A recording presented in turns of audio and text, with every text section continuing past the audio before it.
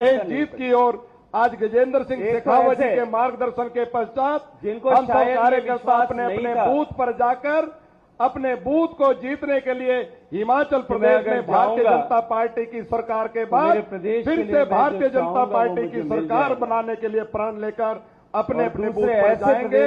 मेरा निवेदन रहेगा इस पंडाल में उपस्थित सभी त्रिदेवों से कि सब लोग अपने स्थान पर खड़े होकर माननीय शेखावत जी का अभिनंदन करेंगे, स्वागत करेंगे। अगर मोदी जी स्वागत है भाई, स्वागत है। इस हिमाचल के पहाड़ों पर स्वागत है भाई, स्वागत है। जाएगा तो खाली हाथ नहीं आएगा। धन्यवाद। ऐसी परिस्थिति मेरे मंत्रालय में। मंच पर आसीन मंत्री आदरणीय रामलाल मार्कंडे जी, बोलिए भारत। आदरणीय गोविंद सिंह ठाकुर जी,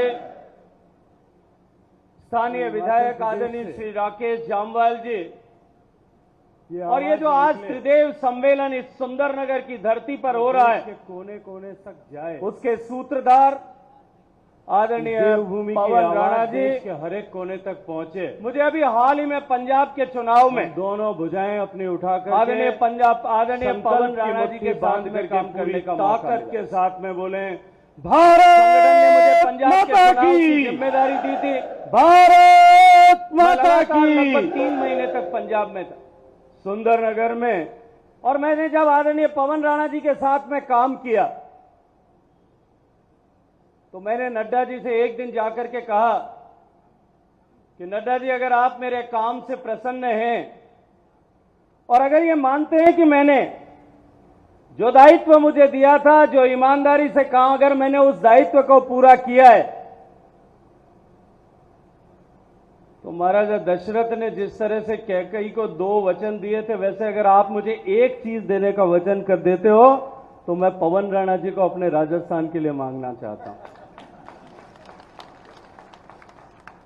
मित्रों, आप इस देवभूमि हिमाचल प्रदेश के कार्यकर्ता हैं। इस देवभूमि हिमाचल प्रदेश के रहने वाले आप सब लोग हैं, और मैं सुदूर राजस्थान के दूसरे कोने से, पश्चिमी भाग कोने से आता हूं, जो देश का पश्चिमी कोना है। आप यहां बर्फीले पहाड़ों की धरती के लोग हैं, और मैं जिस क्षेत्र से आता हूं वहां मेरे यहां मिट्टी के बड़े बड़े टीले होते हैं, विशालकाय पहाड़ के जैसे मिट्टी के धोरे होते हैं। आप जिस प्रदेश में रहते हैं यहां बड़े बड़े पेड़ हैं, फलदार वृक्ष हैं, जंगल हैं, लेकिन मैं जिस क्षेत्र से आता हूं उस क्षेत्र में छोटी छोटी कंटीली झाड़ियों के अलावा बड़े पेड़ भी हमारे यहां नहीं होते। आप इस हिमाचल प्रदेश में बर्फ की चादर के बीच में सर्दी के कई महीने तक और गर्मी में खुशनुमा मौसम में यहां रहते हैं। मैं जिस प्रदेश से आता हूं वहां साल के 8 महीने तक तपती हुई लू के थपेड़ों को झेलते हुए हम देश की सीमाओं पर संघर्ष करते हैं। मित्रों, आप इस हिमाचल प्रदेश में सेब और खुरबानी की धरती से का प्रतिनिधित्व करते हैं, और मैं जिस प्रदेश से आता हूं वहां बरसात के बाद में जब मेरी खेजड़ी में फलियां लगती है या जाल पर जो पीलू लगता है छोटा छोटा, तो हम उसका भी उत्सव मनाते हैं। आप इस हिमाचल प्रदेश में सतलुज, रावी, ब्यास, पार्वती, इस देश के बहुत बड़े भूभाग को सिंचित करने वाली, जीवन प्रदान करने वाली नदियों के प्रदेश के बासिंदे हैं। जबकि मेरे प्रदेश में तो एक दक्षिणी कोने में चंबल नदी बहती है जो सदा नीरा है, जो 12 महीने बहती है, वरना जिस क्षेत्र से मैं आता हूं वहां तो हमारे यहां बरसात भी गिनती की होती है। तमाम तरह की विषमताएं हम दोनों के क्षेत्र में होगी, लेकिन एक समानता भी हमारे क्षेत्र में है, क्योंकि पहाड़ का आदमी, इस देवभूमि का आदमी जिन कठिन परिस्थितियों में रहता है, जिन कठिन पर जो है चुनौतियों के साथ में अपना जीवन यापन करता है, वो कठिनाई व्यक्ति के जीवन में साहस भरती है। वो कठिनाई विपरीत परिस्थितियों से लड़ने का जज्बा के जीवन में पैदा करती है। उसमें इन कठिन परिस्थितियों और चुनौतियों का सामना करने के साथ साथ में एक उत्सर्ग की भावना, बलिदान करने की भावना अपने जीवन में प्रबल होती है। और उसी कठिनाई की दौर से जूझता हुआ मेरे क्षेत्र का बाशिंदा भी ऐसे गुणों से सुशोभित होता है। इसलिए समानता यह है मित्रों कि हिमाचल प्रदेश के जैसे हर घर में एक न एक सैनिक होता है, मेरे क्षेत्र में भी पश्चिमी राजस्थान के क्षेत्र में हर घर में कोई न कोई एक बेटा इस देश की सीमा पर सीमा पर देश की रक्षा के लिए 24 घंटे 365 दिन सन्नद्ध रहता है। मित्रों, मैं इसलिए आज इस त्रिदेव सम्मेलन में इस हिमाचल की वीर प्रसूता धरती को, इसकी रज को चंदन की तरह अपने मस्तक पर, अपने बाल पर सुशोभित करना चाहता हूं, अभिनंदन करना चाहता हूं, प्रणाम करना चाहता हूं उस देवभूमि हिमाचल को जो मां भारती के मस्तक पर एक तिलक के रूप में सुशोभित है। और इस देवभूमि हिमाचल से जो संदेश जाता है, वो संदेश पूरे देश भर के भारतीय जनता पार्टी के कार्यकर्ताओं को, देश भर के भारतीय जनता पार्टी के सेनानियों को मार्गदर्शन भी देता है, उनमें उत्साह का संचार भी करता है। जो परिणाम हिमाचल प्रदेश देता है, वो परिणाम आने वाले समय में देश के सारे चुनावों को एक नया रास्ता दिखाता है। और अब की बार हम एक बार यहां इतिहास बनाने के लिए खड़े हैं। आने वाले समय में 2023 में राजस्थान में भी चुनाव होने वाला है, मध्य प्रदेश में भी चुनाव होने वाला है, छत्तीसगढ़ और मेघालय में भी चुनाव होने वाला है। हिमाचल प्रदेश से जो चिंगारी निकलेगी वो इस कांग्रेस पार्टी को आने वाले चुनाव में सब जगह सर्वनाश करके समाप्त करने का काम करेगी। इस त्रिदेव सम्मेलन से मैं उसका आगाज करने के लिए आप सब लोगों के बीच में आया। मित्रों, हम सब भारतीय जनता पार्टी के कार्यकर्ता हैं। 70 साल पहले श्रद्धेय श्यामा प्रसाद मुखर्जी जी ने देश की सरकार में, नेहरू जी की सरकार में उद्योग मंत्री का ओहदा ठुकरा करके कश्मीर के मुद्दे पर सरकार से अपने आप को अलग करके एक नए राजनीतिक दल का गठन किया। गठन के समय से लेकर के एक स्पष्ट लक्ष्य था, और वो लक्ष्य था कि इस देश को विश्व के शिखर पर पहुंचाना, मां भारती को विश्व गुरु का दर्जा दिलाना। और उसके लिए जो मार्ग निश्चित किया पार्टी की स्थापना के समय से आदरणीय दीनदयाल जी ने, आदरणीय श्यामा प्रसाद मुखर्जी जी ने, कि हम अंत्योदय के रास्ते पर चलते हुए समाज में अंतिम पंक्ति में खड़े हुए व्यक्ति के जीवन में परिवर्तन ला कर के उसे सशक्त करते हुए इस देश को समृद्ध, शक्तिशाली और संपन्न देश बनाने का मार्ग तय करें। मित्रों, तब से लेकर के आज तक इस 70 साल में 7 दशक बीत जाने के बाद में, जैसा अभी माननीय मुख्यमंत्री जी चर्चा कर रहे थे कि एक समय था कि हरियाणा में 90% विधानसभा क्षेत्रों में भारतीय जनता पार्टी के प्रत्याशियों की जमानत जब्त हो जाती थी।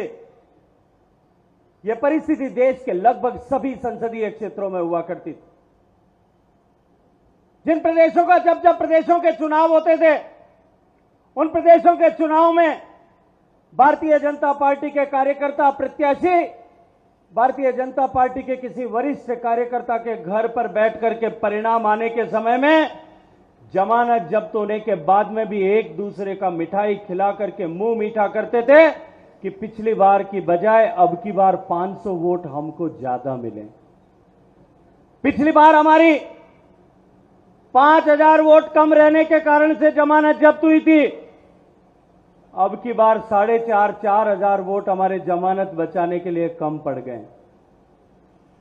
मित्रों, उस जमाने के कार्यकर्ताओं ने जिस तरह से संघर्ष किया, आज हम सब लोग सौभाग्यशाली हैं कि वहां से लेकर के निरंतर प्रगति करते हुए लगातार कदम दर कदम आगे बढ़ते हुए आज हम उस मुकाम पर पहुंचे कि हम कह सकते हैं और गर्व के साथ में यह कह सकते हैं कि आज हम दुनिया की सबसे बड़ी पॉलिटिकल पार्टी के कार्यकर्ता हैं।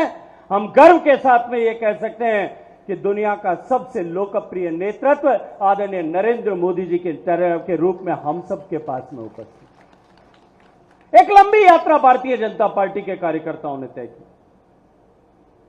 आज जब हम भारतीय जनता पार्टी के कार्यकर्ता इस विशाल संख्या में एक लोकसभा क्षेत्र के त्रिदेवों के रूप में यहां उपस्थित, आदरणीय मुख्यमंत्री जी अभी संज्ञा दे रहे थे, तुलना कर रहे थे ब्रह्मा विष्णु महेश।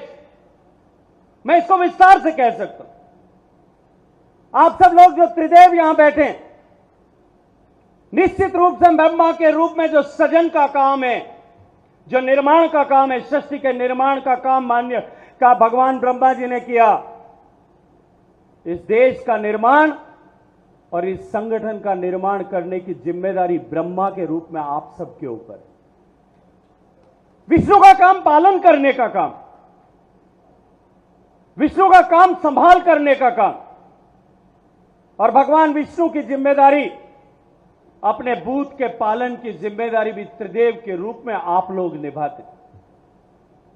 भगवान शंकर जो विनाशकारी शक्तियों का शमन करता है,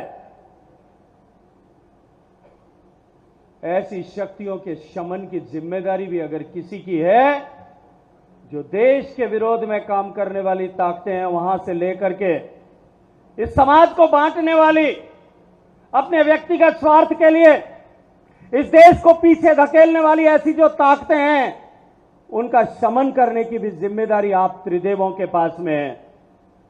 एक लंबी यात्रा 70 साल की पूरी करके हम आज इस मुकाम पर पहुंचे। मित्रों, कल्पना करके देखिए कि हम कितने सौभाग्यशाली। क्या देश में दूसरी बार सबसे ज्यादा सांसदों के साथ में चुनी हुई पूर्ण बहुमत की सरकार आप ही सब जैसे कार्यकर्ताओं के द्वारा बनाई हुई नरेंद्र मोदी जी की सरकार के रूप में हम सबके साथ में।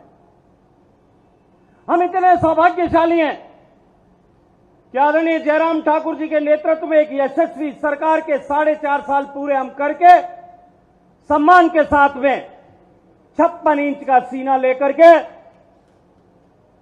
अपने प्रदेश की जनता के सामने, अपने बूथ में, अपने मतदाताओं के बीच में जाने की क्षमता हम सबके पास में। एक सुनहरा भविष्य हम सबको सामने दिखाई दे रहा है और पूरा विश्वास के साथ में आज हम सब लोग खड़े हैं कि अब की बार रिवाज और रवायत को बदलते हुए ये परंपरा जो यहां पर बदलने की 5 साल बाद की है, इसको तोड़ने के लिए पूरी ताकत और हौसले के साथ में हम सब लोग खड़े हैं। लेकिन कल्पना कीजिए उस जमाने के कार्यकर्ताओं की,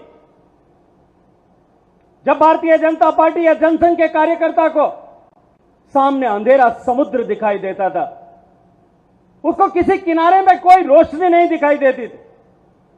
वो कभी सपने में भी नहीं सोचता था कि हम पूरे बहुमत की सरकार बनाने में कामयाब होंगे।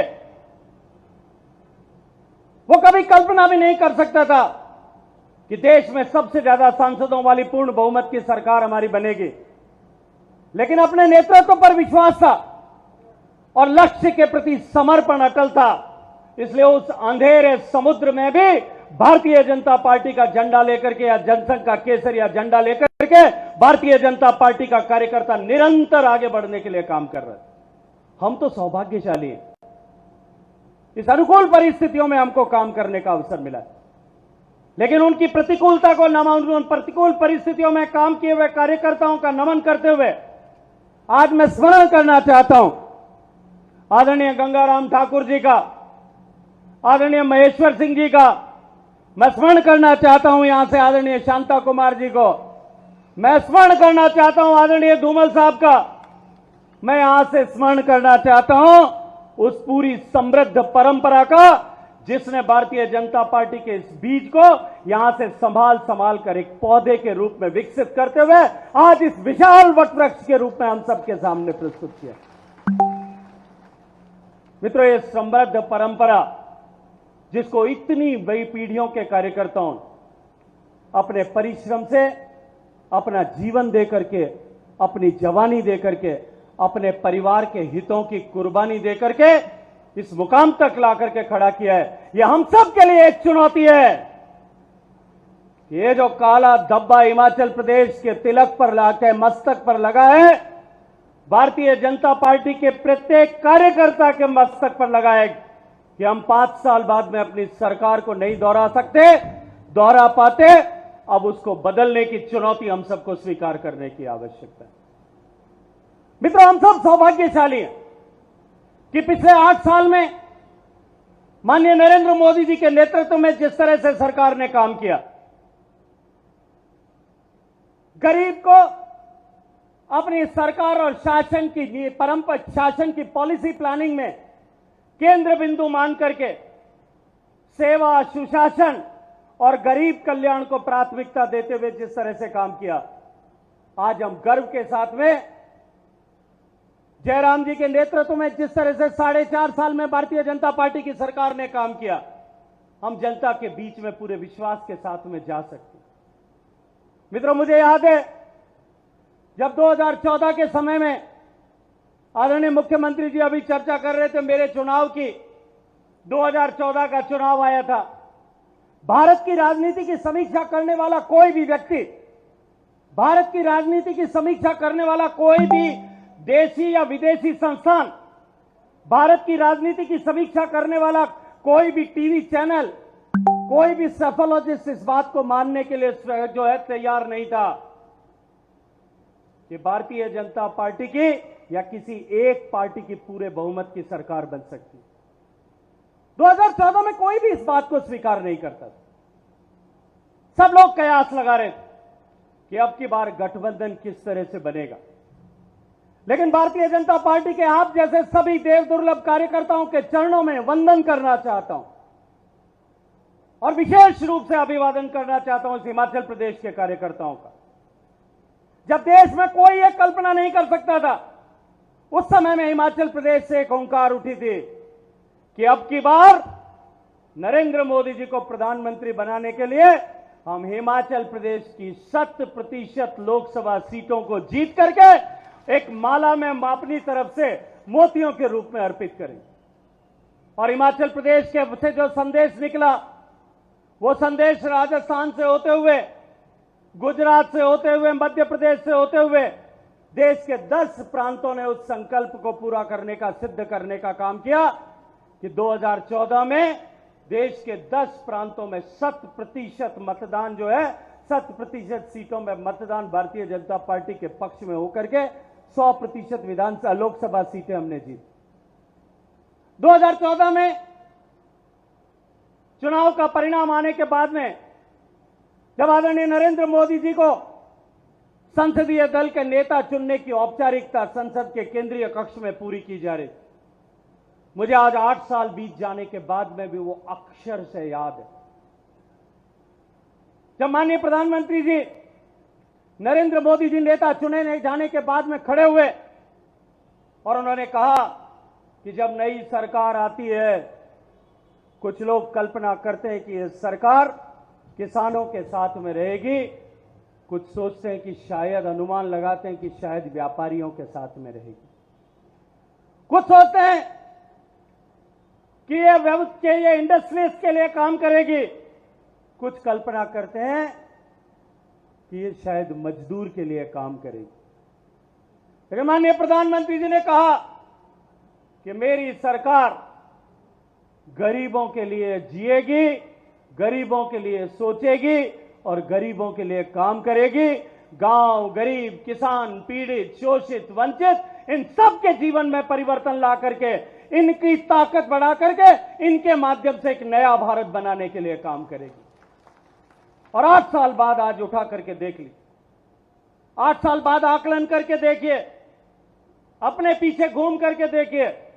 मैं योजनाओं की चर्चा विस्तार से नहीं करूंगा, लेकिन जिस तरह से सामान्य मानवी के जीवन में परिवर्तन लाने के लिए सरकार ने विभिन्न योजनाओं के माध्यम से काम किया और योजना दर योजना एक निश्चित रूपरेखा के साथ में, एक निश्चित दिशा में जिस तरह से सामान्य मानवी के को सशक्त करने के लिए देश की सरकार ने काम किया, आज 8 साल बीत जाने के बाद में हम पीछे घूम करके देखें तो निश्चित ही वो लोग जो पंक्ति में अंधेरे में खड़े थे, जो पार्टी का फलसफा था, जो पार्टी का दर्शन दीनदयाल जी और श्यामा प्रसाद जी ने दिया था, उस दर्शन पर आगे बढ़ते हुए उनके जीवन में परिवर्तन लाने की खुशी हम सबको निश्चित रूप से महसूस होगी। मैं कुछ विषयों का उल्लेख आपके सामने करना चाहता हूं। जब माननीय प्रधानमंत्री जी ने जनधन योजना का संकल्प देश के सामने रखा और लाल किले के प्राचीर से उन्होंने घोषणा की, मुझे याद है और आप सब कार्यकर्ताओं ने भी अनेक बार उसकी चर्चा की हो। देश का प्रधानमंत्री, एक समय का प्रधानमंत्री ये बात कहने के लिए विवश हो गया था कि हम 100 रुपए ऊपर से भेजते हैं और धरातल पर 15 रुपया पहुंचता है। प्रधानमंत्री जी ने जब जनधन खातों की कल्पना देश के सामने रखी, देश के बैंकिंग इंफ्रास्ट्रक्चर में काम करने वाले लोग, भारत के आर्थिक जगत की समीक्षा करने वाले लोग और दुनिया की ब्लूमबर्ग जैसी संस्थाएं भी इस बात को मानने के लिए तैयार नहीं थी कि 6 महीने में भारत में 10 करोड़ खाते खोले जा सकते। लोगों ने उस समय आर्टिकल लिखे थे अखबार में कि भारत का बैंकिंग सिस्टम भारत का बैंकिंग इंफ्रास्ट्रक्चर इतना समृद्ध नहीं है कि 10 करोड़ खातों का बोझ झेल पाएगा।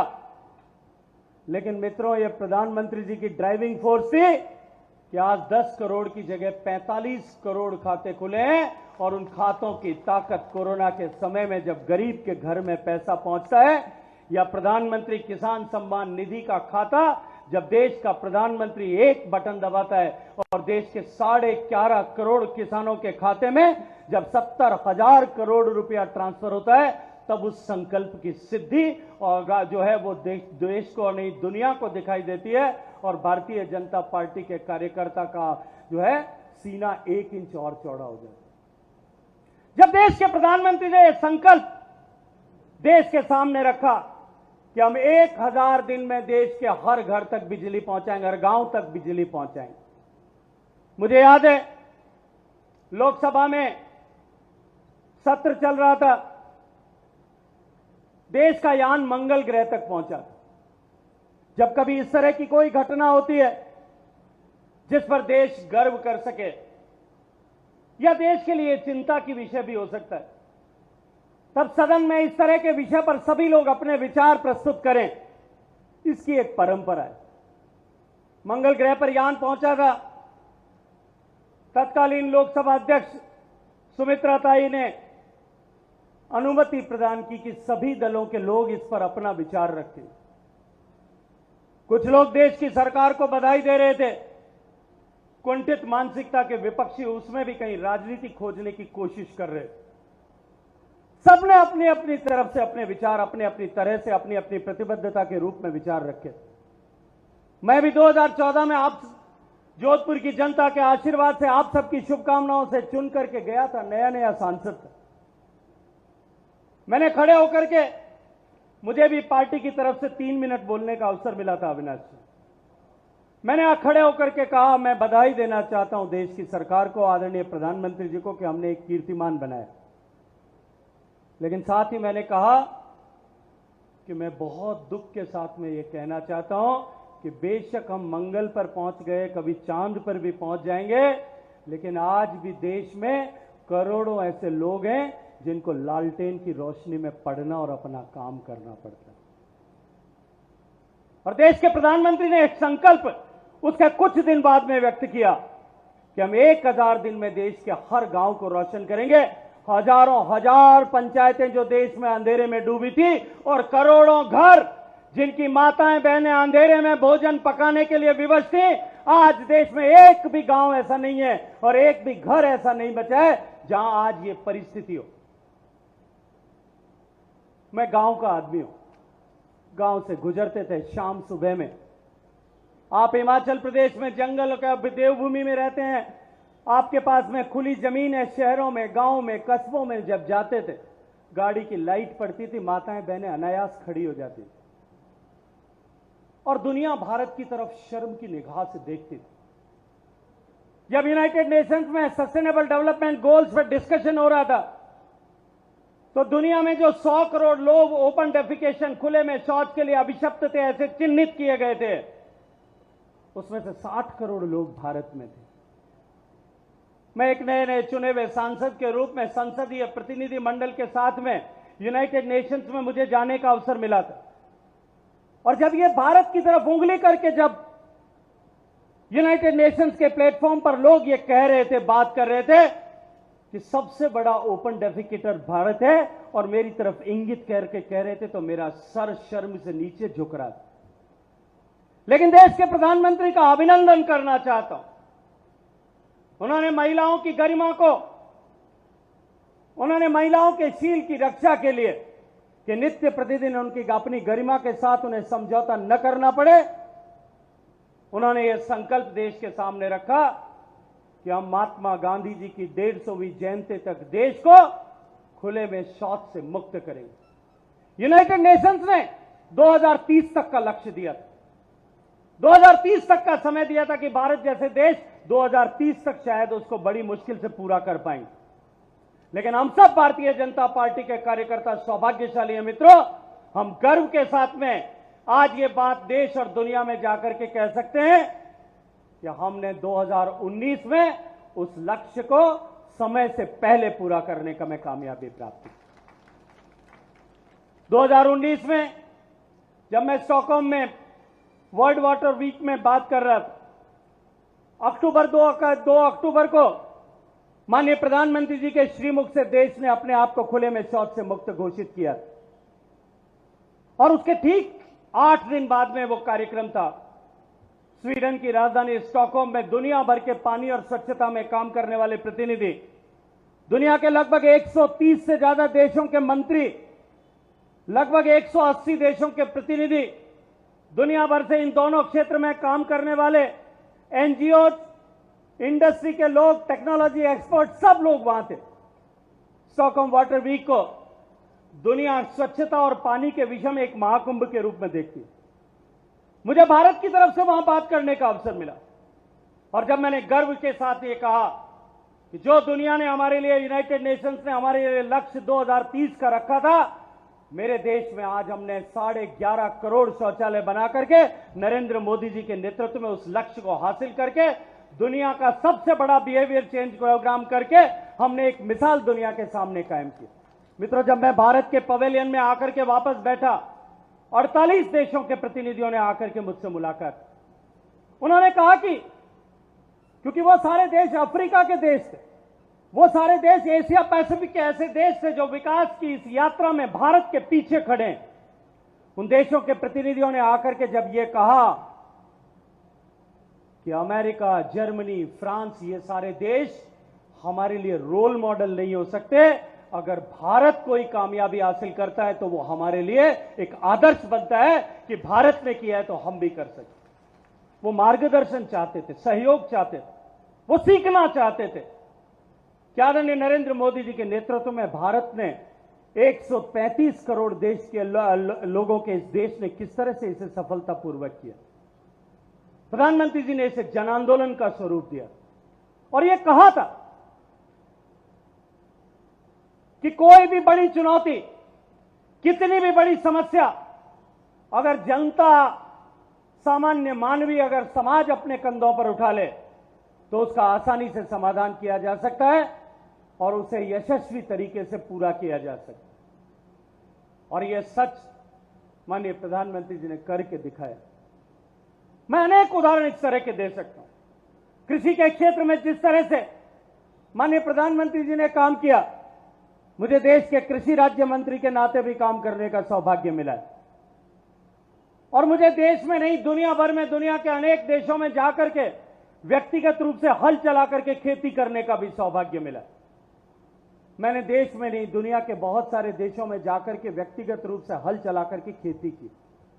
मैं कृषि के क्षेत्र को बहुत गहराई से समझता हूं। भारत एक समय में ऐसा देश था जो खाद्यान्न के लिए दूसरे देशों पर निर्भर हुआ करता था। एक समय था जब देश के तत्कालीन प्रधानमंत्री को यह बात कहने के लिए मजबूर होना पड़ा था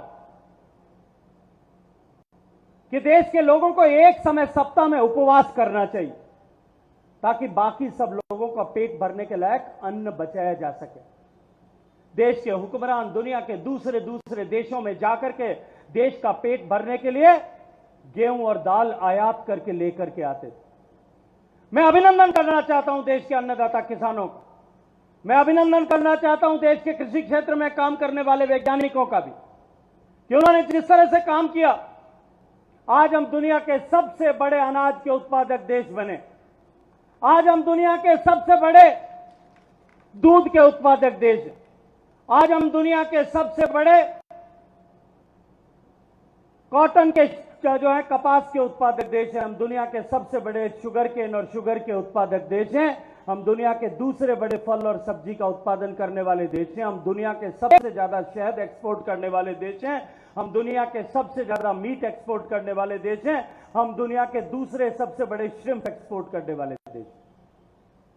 एक लंबी यात्रा करके हम तय करके हम उस मुकाम पर पहुंचे, लेकिन इस मुकाम पर हासिल करने के बाद में जिस तरह से नीतियों में परिवर्तन सरकारों को करने की आवश्यकता थी, कृषि क्षेत्र को देखने का नजरिया जिस तरह से बदलने की आवश्यकता थी, लंबे दौर तक जो सरकारों ने काम किया वो इसमें चूक गई और उसका दुष्परिणाम यह हुआ कि इतना लंबा दौर गुजर जाने के बाद में भी और इतने मुकाम हासिल करने के बाद में भी देश को न केवल खाद्यान्न की दृष्टि से सेल्फ सफिशिएंट अपितु दुनिया का सबसे बड़ा एक्सपोर्टिंग नेशन बना देने के बावजूद भी हमारे देश का अन्नदाता जो है वो व्यथित था, पीड़ित था। माननीय प्रधानमंत्री जी ने कहा कि देश के कृषि क्षेत्र की तरफ देखने के नजरिए को बदलने की आवश्यकता है। जो उत्पादन केंद्रित दृष्टि से हम देश के कृषि क्षेत्र को देख रहे हैं, इसको बदल करके इसको जो है लाभ आधारित खेती किस तरह से बने, इस दृष्टिकोण से काम करना चाहिए। सॉइल हेल्थ कार्ड से लेकर के प्रधानमंत्री कृषि सिंचाई योजना से लेकर के देश के किसान के लागत को कम करने के लिए उससे बीज और उर्वरक जो है फर्टिलाइजर टाइम पर मिले, उसके लिए सब्सिडी बढ़ाने से लेकर के और उसके मार्केट रिफॉर्म्स तक कृषि क्षेत्र में काम करने वाले किसानों को फसल बीमा की सुविधा मिले, इन सब के रूप में काम करते हुए आमूलचूल परिवर्तन काम करते हुए देश की सरकार ने कृषि क्षेत्र को पूर्ण रूप से परिवर्तित करने के लिए काम किया। डॉक्टर स्वामीनाथन आयोग की रिपोर्ट की चर्चा अनेक बार हम सब लोगों ने सुनी होगी। कृषि क्षेत्र में काम करने वाले सभी लोगों ने इस विषय पर बात किया होगा। ये मैं नहीं कहता, डॉक्टर स्वामीनाथन ने खुद ने लिख करके कहा कि किसी एक सरकार ने अगर कृषि क्षेत्र में आमूलचूल परिवर्तन करने के लिए समग्र रूप से काम किया है तो वो नरेंद्र मोदी जी की सरकार ने काम किया। मित्रों, कोई ऐसा क्षेत्र नहीं होगा। कोरोना की आपदा आई, अभी माननीय मुख्यमंत्री जी चर्चा कर रहे थे, दर्द और दुख में व्यक्त कर रहे थे। कोरोना की आपदा आई, अगर मैं भारतीय जनता पार्टी के कार्यकर्ता के नाते काम करूं, दुनिया की क्या बात करूं, दुनिया की सारी पॉलिटिकल पार्टियां हाइबरनेशन में चली गई थी, सुषुप्तावस्था में चली गई थी। भारत में भी सभी पॉलिटिकल पार्टियां और पार्टियों के नेता और वर्कर सब लोग घरों के अंदर अपनी जान बचाने के लिए दुबक करके बैठ गए थे। कोई एक पॉलिटिकल पार्टी, अगर कोई एक राजनीतिक दल का कार्यकर्ता बूथ से लेकर के राष्ट्रीय अध्यक्ष तक अगर काम कर रहा था तो वो मित्रों हमारी भारतीय जनता पार्टी का कार्यकर्ता काम कर, अपनी जान को जोखिम में डाल करके लोगों के जीवन को बचाने संभालने के लिए भारतीय जनता पार्टी का कार्यकर्ता निरंतर संघर्षरत। और दूसरी तरफ से अगर मैं सरकार के हिस्से के रूप में बात करूं तो मैं अपने आप को गौरवान्वित महसूस करता हूं कि दुनिया का सबसे दूसरी बड़ी आबादी वाला देश, लिमिटेड रिसोर्सेज वाला देश, जिस देश में एक भी पीपीई किट नहीं बनता था, जिस देश में चिकित्सा सेवाओं की सीमितता थी, सारा विश्व इस बात को लेकर के चिंतित था कि भारत जैसे देश में यदि यह बीमारी या आपदा प्रवेश कर गई तो विश्व में पूरी मानवता के सामने एक बड़ी संकट, एक बड़ी चुनौती खड़ी हो जाएगी। दुनिया भर के देशों का आकलन कीजिए, 15 ऐसे देश जहां सबसे ज्यादा कोविड का प्रकोप रहा, अमेरिका से लेकर के यूनाइटेड अरब अमीरात तक, Germany, France, England, Brazil, Mexico, उन सब कुछ श्रृंखला के देशों को निकालिए, भारत को उसमें से अलग करिए। 14 जो कुल देश हैं उन 14 देशों की कुल आबादी 140 करोड़ है और भारत की अकेली आबादी 136 करोड़।